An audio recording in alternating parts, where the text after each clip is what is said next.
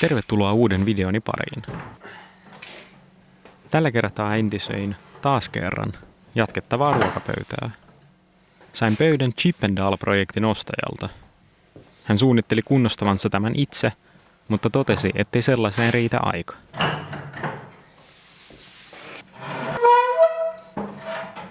Sovittiin, että hän ostaa pöydän minulta takaisin, jos kerkiän tai viitsin sen laittaa kuntoon. Joten tässä sitä ollaan. Pöytä on jatkettava, mutta jatkopala on hieman kumma. En ole varma, onko se alkuperäinen vai ei, koska se ei oikein istu paikallaan ja on ihan erinäköinen kuin varsinaiset levyt. Pöydän alkuperäistä ei ole tietoa, mutta molempien levyjen pohjassa on luku 147. Pinnassa on joitakin isompia ruhjeita. Tästä on lakka lähtenyt kokonaan pois. Tässä kohtaa on tuollaisia syvempiä koloja, jotka varmaan joutuu paikkaamaan. Ja jatkopalassa on maalitahra. Pöytälevyjen reunat ovat aika pahasti kärsineet, ja lakka lähtee melkein kynnellä raaputtamalla. Kaiken kaikkiaan pinnat on siinä kunnossa, että pöytä täytyy lakata uudestaan. Levyt on viilutettu molemmin puolin aika paksulla koivuviilulla, ainakin luulen sitä koivuksi. Jalat ovat sen sijaan umpipuuta, koivua kai nekin. Yhden jalan liimaus on selkeästi pettänyt, mutta loput tuntuvat varsin eheiltä. Yksi erikoisuus tässä pöydässä muuten on. Jalkojen päät ovat irrallisia. En oikein näe syytä tälle muuta kuin, että pöydästä voi halutessaan tehdä matalamman. Mutta ilman jatkopalloja pöydän korkeus on epämääräinen. Ei oikein sohva, eikä ruokapöytä. Lisäksi osa jatkopaloista olivat liimattuja ja toiset eivät. Eli tämän kaiken tarkoitusperä jää epäselväksi. Merkkaan kaikki rungon osat, jottei takaisin kasatessa tarvitse arvailla, mikä kuuluu mihin.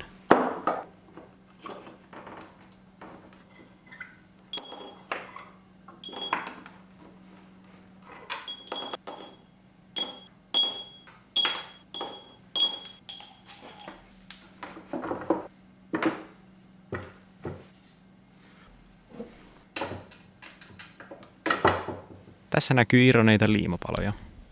Tällaista ruskeaa nahkaliimaa kai käytettiin ennen 60-lukua.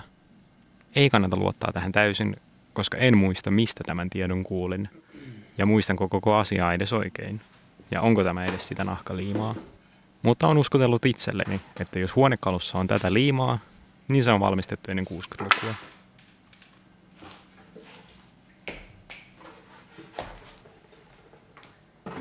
Nyt alan poistaa vanhat lakat. Levyn vasemmasta alakulmasta jo näkeekin, että raaka puupinta ei tule olemaan näin tumma. Tässä on todennäköisesti käytetty jotain sävytettyä lakkaa. Sävytön lakka jättäisi koivun värin paljon vaaleammaksi. Aloitan pinnan työstön luottokaavinta käyttäen.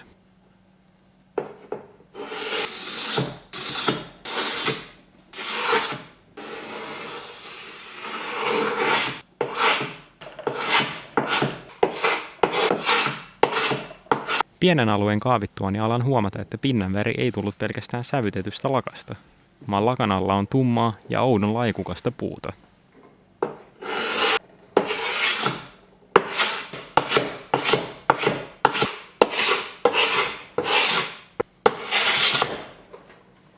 Tässä vaiheessa en vielä tajua, mistä on kyse, mutta sen tiedän, ettei tää kivalta näytä.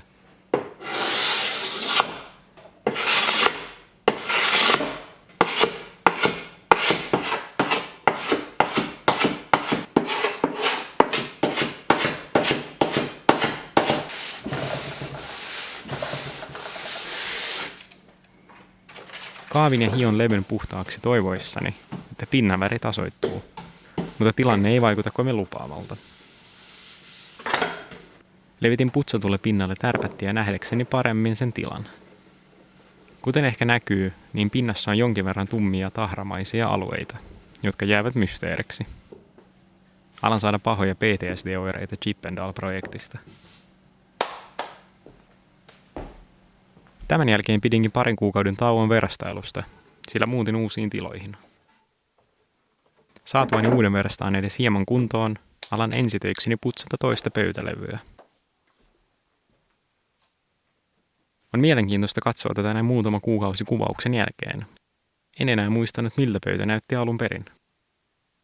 Tästä huomaa, että levyn vasen alalaita on oikein siistin ja kivan näköinen, mutta oikeassa reunassa näkyy selkeästi tummia laikkumaisia alueita. Sen muistan, että tehdessäni tätä en osannut ollenkaan nähdä näitä värieroja lakan läpi.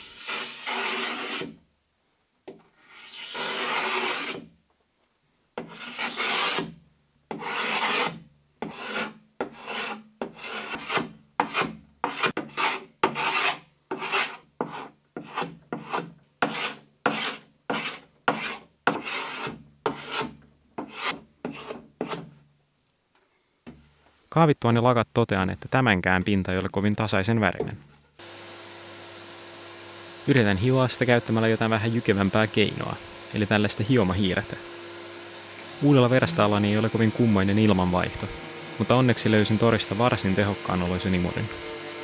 Ainoa ongelma on nyt imurin letkuun ja työkaluihin sopivien sovittimien teko tai ostaminen.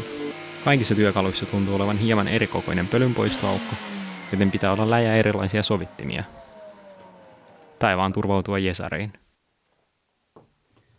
Kyllästyttyäni hiomahiirolin tehottomuuteen ja todettuani, että imuri toimii vallan hyvin pölynhallinnassa, päätin mennä syvään päätyyn ja hioa pinnan nauhahiomakoneella, jota osaan käyttää nykyisin paremmin.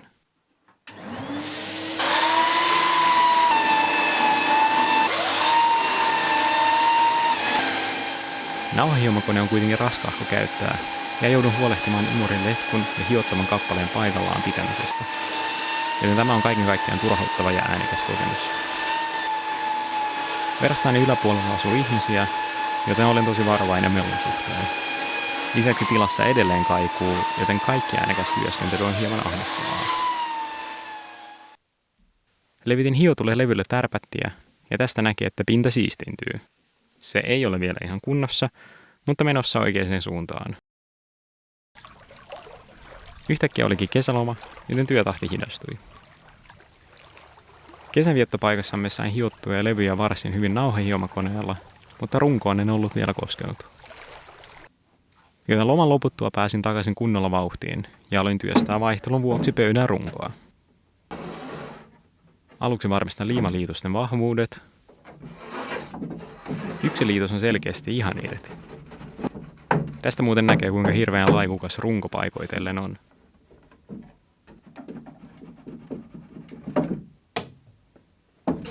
Lisäksi tuon toisen vaakatuen liimaus on pettänyt. Loput liitokset kuitenkin vaikuttavat varsin hyviltä. Liiankin hyviltä. Pöytien rungot aina aiheuttavat tämän dilemman. Toivoisi, että ne olisivat kunnossa ja eivät vaatisi purkua, koska niiden takaisin liimaus on stressaavaa. Toisaalta toivoo, että liitokset olisivat sen verran löysät, että runko on pakko ja helppo purkaa, koska silloin sitä on helpompi käsitellä. Kaavinta ja hionta on paljon vaivattomampaa kuin on pelkkiä suoria lautoja, ilman tällaisia nurkkia. Painin hetken aikaa tämän dilemman parissa. Päätin pitää runkon kasassa, kun mikään muu liitos ei lähtenyt liikkeelle, vaikka kuinka väänsin. Joten alan kaapia lakat pois.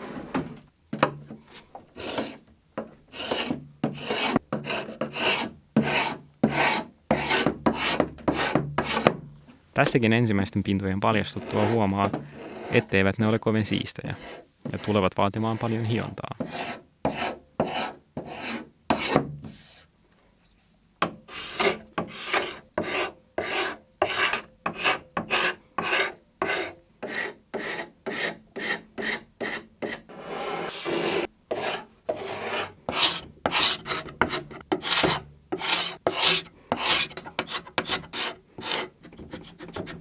Kaavittuani lakkoja rungosta haluan testata sen hiottavuutta ja miten helposti pinta siistiintyy. Samalla pääsen testaamaan uutta epäkeskohiomakonettani.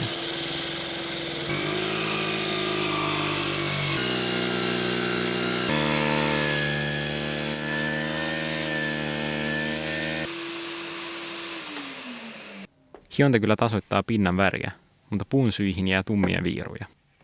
Eli teoriassa pintaa pitää hioa syiden syvimpien onkaloiden tasalle. En tiedä, mitä se käytännössä meinaa. Paljonko puuta pitää hioa pois, mutta urakka tuntuu olevan ylivoimaisen suuri. Levitän pinnalle tärpättiä nähdäkseni sen tilan. Kuten näkyy, hiottu päällimmäinen pinta on paljon siistimpi kuin sivupinta, jota en ole vielä hionnut.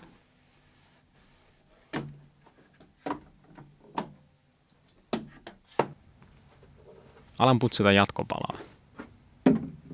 Päätin, että kaavin tämän mahdollisimman varovaisesti nähdäkseni, miltä pinta näyttää lakan alla, ennen kuin hion tai kaavin siitä yhtään puuainesta pois.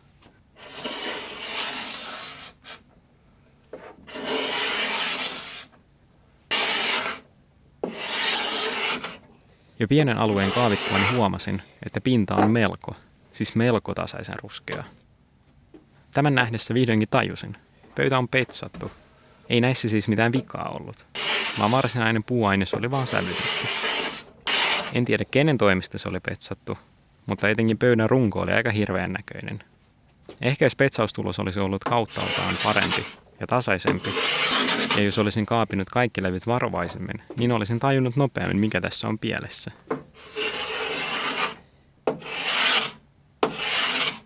Toisaalta, vaikka olisin tajunnut tämän heti, niin eipä ne petsatut pinnat olisi paremmaksi hiomatta muuttuneet. Joten pitää viedä urakka loppuun asti ja hioa kaikki perusteellisesti. Jatkopalassa on tällaiset poikittain menevät päädyt, joiden liimaus on vähän pettänyt.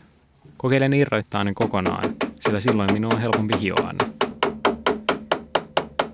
Yritän pitkällä ruuvimeisselillä kiilata päätypalan irti.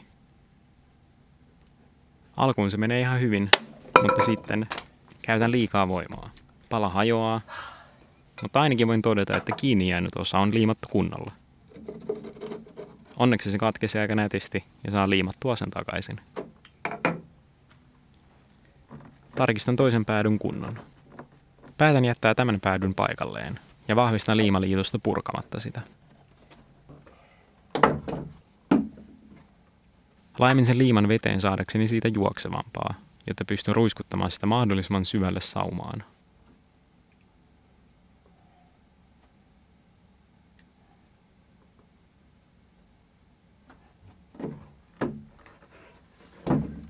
Vetinen liima todellakin valui joka puolelle ja sotki kaiken. Inhoan liimaamista, ja tämä kerta ei käsitystäni muuttanut. Haljenneeseen palaan laitan laimentamatonta liimaa, sillä liimattavat pinnat ovat näkyvissä.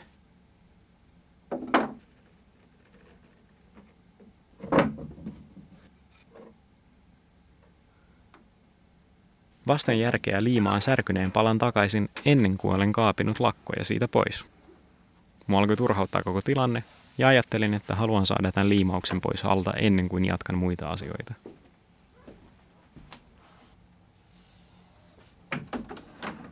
Seuraavana päivänä otan levyn puristuksesta. Liimaukset tuntuu olevan kunnossa ja alan liimata rungon ainoata huonoa liitosta kasaan. Hion aluetta nyt, kun siihen on vielä helppo pääsy. Sitten vaan liimat sisään ja puristukseen.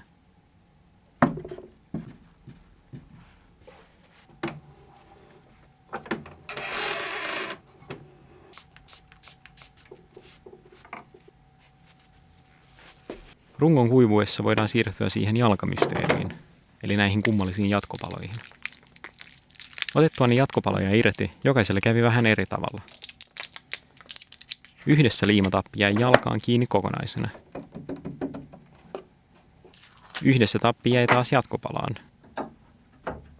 Kahdessa muussa tapit katkesivat, eli ne täytyy porata ulos.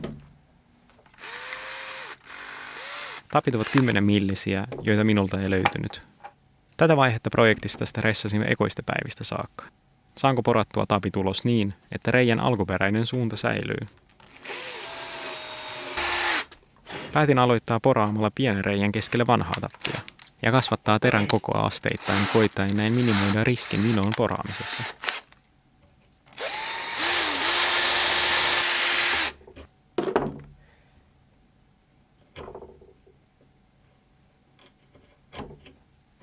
Porattuani reijän 6-milliseksi onnekseni huomasin, että pystyin irrottamaan tapin jäänteet reunoista piikille, jolloin isommat terät ajautuivat jo olemassa olevaa uraa pitkin.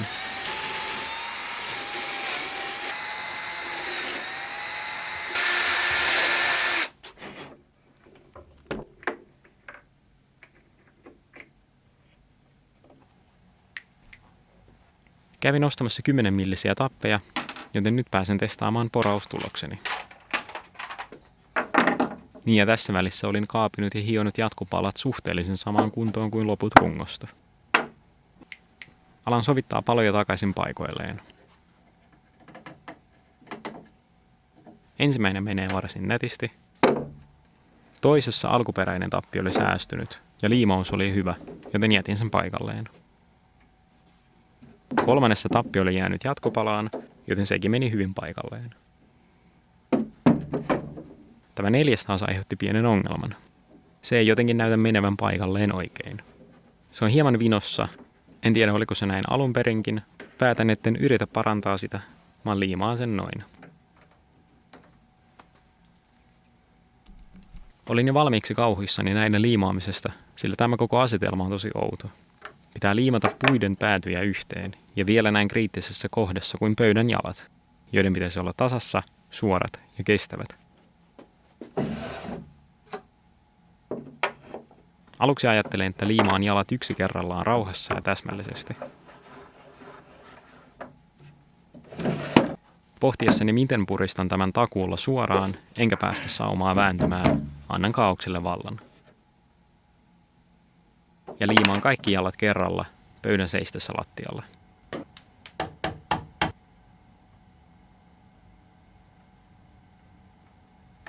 Liiman kuivumisen ajaksi laitan pöydän jaloillensa seisomaan ja kasaan painoa päälle.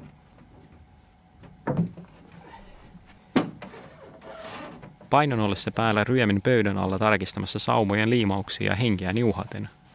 Sillä eipä tullut mieleen, että esim. Joku jaloista voisi nyrjähtää, syystä tai toisesta, ja millä hetkellä hyvänsä automme talvirenkaat ja niiden päällä oleva täysmääntyinen ruokapöytä litistäisivät minut. Tällä kertaa kuitenkin selviydyin. Jätän liimauksen kuivumaan ja jatkan sillä aikaa kesken jäänyttä jatkopalan kaavintaa. Viimeisenä on tuon sauma-alueen kaavinta. Se onkin hankala, kun pitää varoa, ettei kaavin naarmuta erisuuntaisesti meneviä puun syitä. Tämähän olisi ollut helpompaa, jos mä en olisi liimannut tätä jo takaisin kasaan. Homma etenee kuitenkin yllättävän nopeasti.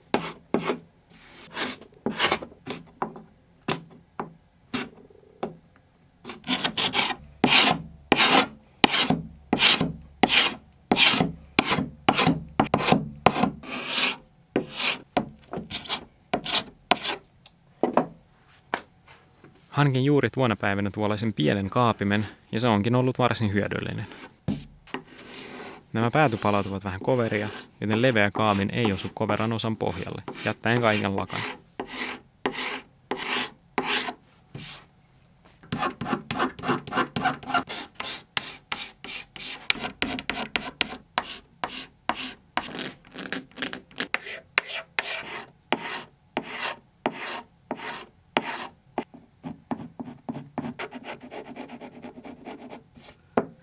Seuraavana päivänä tulen purkamaan kaaosliimaukseni.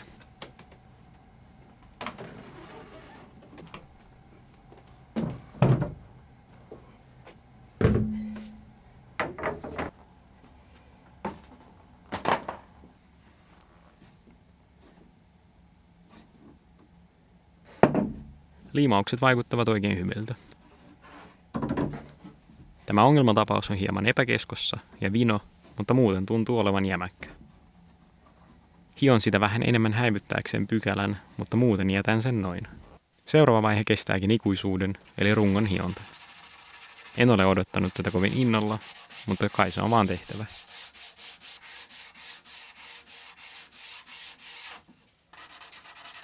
Hionta ei ole kovin mielenkiintoisen näköistä, joten skippaan reippaasti eteenpäin. Hiottuani mielestäni tarpeeksi, kostutan pinnat taas tärpätillä toteakseni, että niissä on vielä vaikka kuinka paljon peitsin sävyttämiä laikkuja. Joten jatkan urakointia.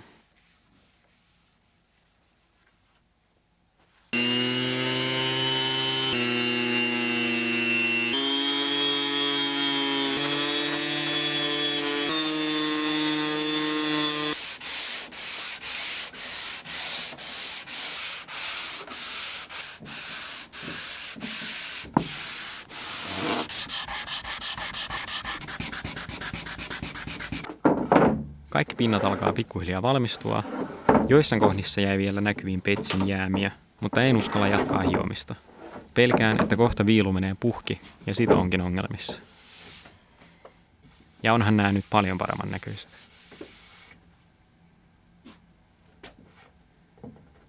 Joten jätän sen tähän ja toivon, että lakkaus piilottaa petsin viimeisetkin jäänteet.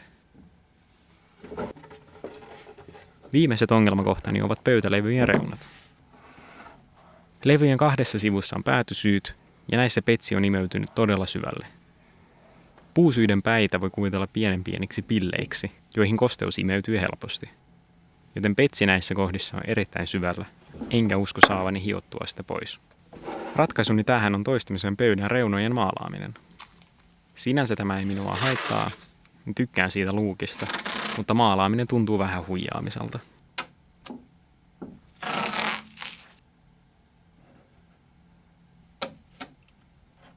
Teippaan ei-maalattavat pinnat piiloon ja maalaan kaikki levyjen reunat tällä samalla mustalla, jota käytin Chip & Dale punaisessa. Ajattelin kitata reunat sileäksi ennen maalaamista, mutta se tuntui liialliselta. Pöytä on kuitenkin vanha ja epätäydellinen, joten pelkkä reunojen hionta sai riittää.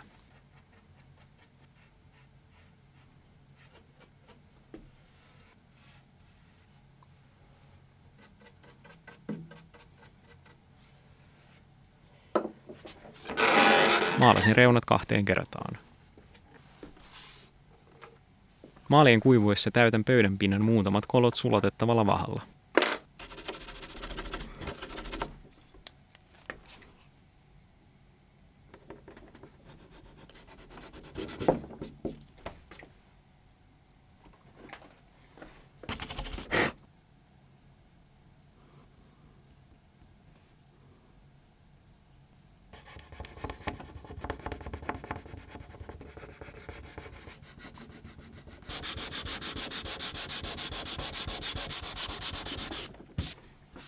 Tämä paikkaus jäi vähän tummaksi, joten sulatin päälle vähän vaaleampaa vahaa, mitä en saanut kuvattua kameralle. Seuraavaksi alan suunnitella pöydän sävytystä. En halua käyttää petsiä, joten käytän sävytettyä lakkaa antaakseni pinnan värillä vähän syvyyttä. Pöytälevyjen kääntöpuolella on tällaisia raakoja kohtia, johon on hyvä testata sävyjä. Alapinnat ovat samaa viilua, joten värin pitäisi vastata lopullista melko hyvin. Testaan viime projektissa käyttämään sävytettyä lakkaa. Alustavasti se näyttää aika hyvältä. Kuivuttuaan se näyttää mielestäni turhan ruskealta, joten sekoitan uuden testisävyn.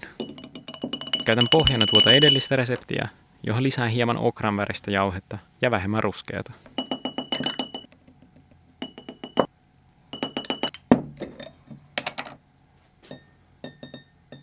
Aluksi sekoitan pienen määrän testiksi.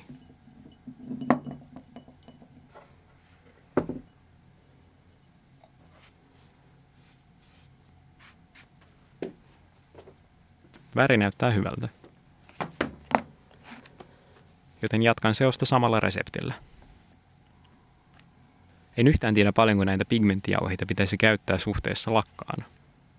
Tässä seoksessa on noin 2 desiä laimennettua lakkaa ja noin 18 millilitraa pigmenttiä. Eli suunnilleen 10% tilavuudesta on pigmenttiä, mikä kylläkin kuulostaa todella isolta määrältä, mutta jauhe näyttää liukenevan hyvin, eikä siitä aiheudu ongelmia. Jokin ääni sisälläni kuitenkin sanoo, ettei pigmenttijauhetta pitäisi ihan näin avokätisesti käyttää. Seuraavana päivänä mustan maalin kuivuttua irrotan teipit.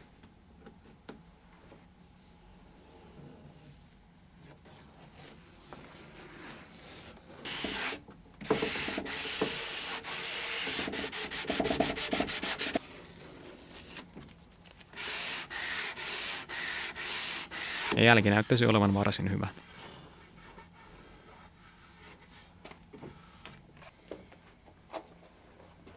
Nyt kun kaikki pinnat on putsattu ja saatu siistiksi, alan lakata pöytää sävytetyllä juoksevaksi laimennetulla lakalla. Lakka on laimennettu tärpätillä sen verran, että sen levitys onnistuu liinalla. Tällaisella lakalla saa helpommin tasaisen tuloksen. Se kuivuu nopeasti, mutta jättää todella ohuen kerroksen.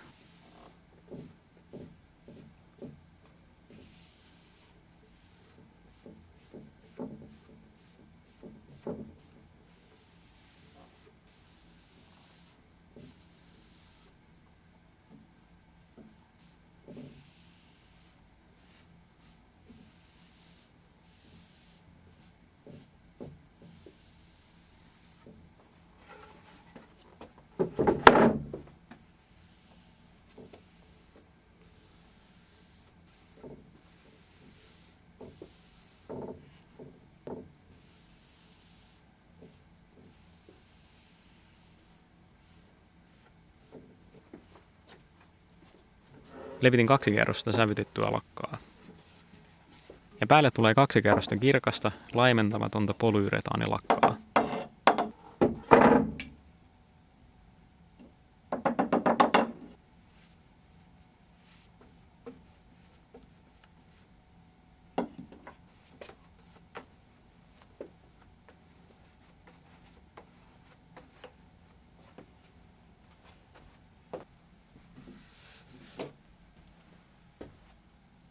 Lakatut pinnat näyttävät varsin hyvältä.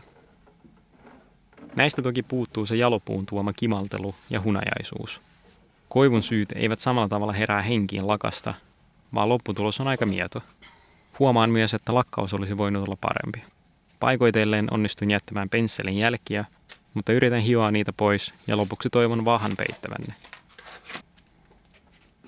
Hion pinnat 180, 240 ja 300 paperilla.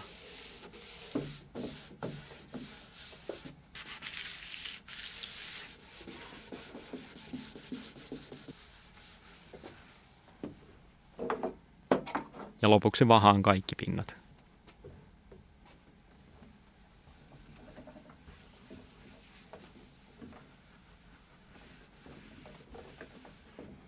Lopputulos on oikein hyvä. Mutta jotain jäi uupumaan. En halua moittia työtäni, mutta jostain syystä saatuani tämän valmiiksi, olo oli jotenkin mitään sanomaton. En tiedä johtuiko se siitä, että tässä kesti kohtuuttoman kauan, vai se, että pöydällä on jo ostaja, vai koska kyseessä on taas kerran ruokapöytä, joka ei ole mitään eksoottista puuta.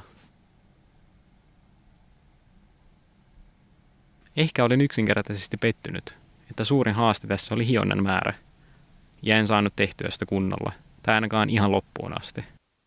Ja lakkauskaan ei ollut ihan täydellistä. Loppujen lopuksi todella hyvältähän tämä näyttää, ja pöydän omistaja oli tyytyväinen. Ja kyllä mäkin oon.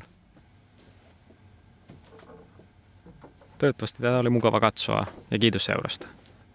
Seuraavalla kerralla aion työstää jotenkin paljon pienempää ja pinnoiltaan mielenkiintoisempaa.